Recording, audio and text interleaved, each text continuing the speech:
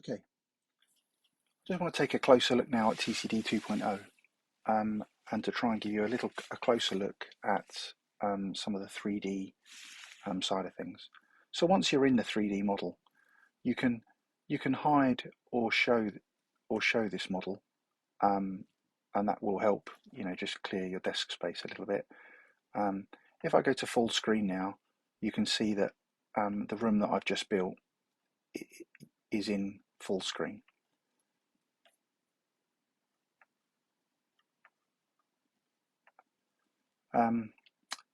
Some of the features here are we can turn the projector on and we can have a look at the head heights with the projector and make sure that these plinth riser heights aren't too big and that people aren't in the way.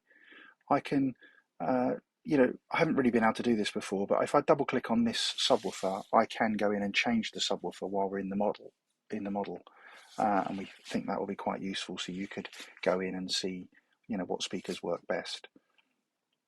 Something we're trialing at the moment is polar plots and heat maps. So if I were to click on this speaker, you can see that I do have a heat map, and that heat map will show me lots of the technical data analysis for its directivity indexes, off-axis frequency response, and so on.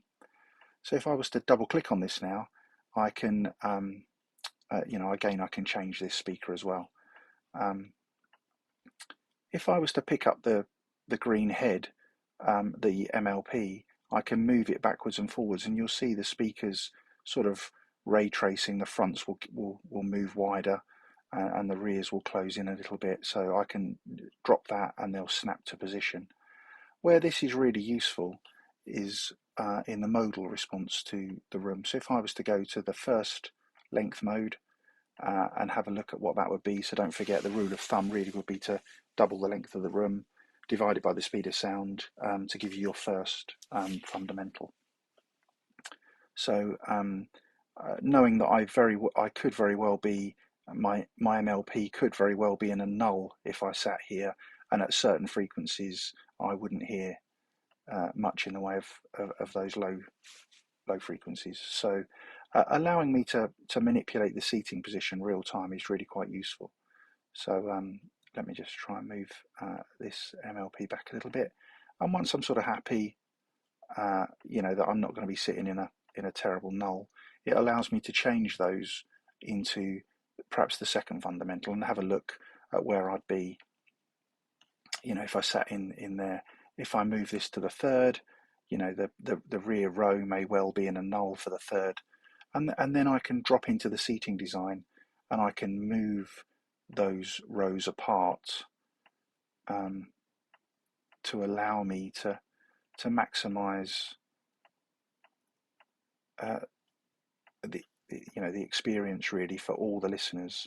So if I were to keep playing around with this, it would give me the option to add multiple modes and say, look, here I'm pretty good for the first, I'm in the falling crest of the second, I'm in the rising crest of the second, and I'm, it's going to be fairly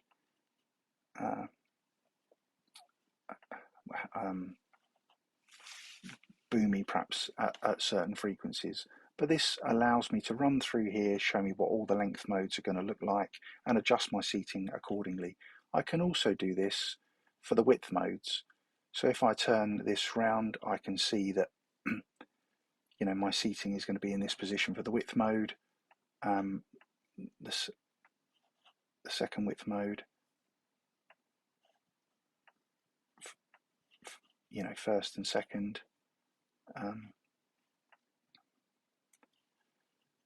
So whereas before, where the seating went, pretty much that's where people would leave it. Now we have the option of getting in there and really fettling how the seating goes together and what we do with it. So I can turn those modes off. I can have a look at polar arrays and make sure all my speakers are in the correct position in accordance with Dolby, DTS, and other guidelines.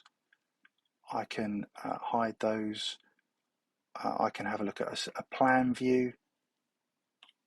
I can click up here and go to a screen view. And what hopefully people will find fairly useful is if I double click on the center seat, it shows me what the viewing position is going to be in the center seat. If I look to the side of me and then double click on this seat, it will show me what it's going to look like on this seat.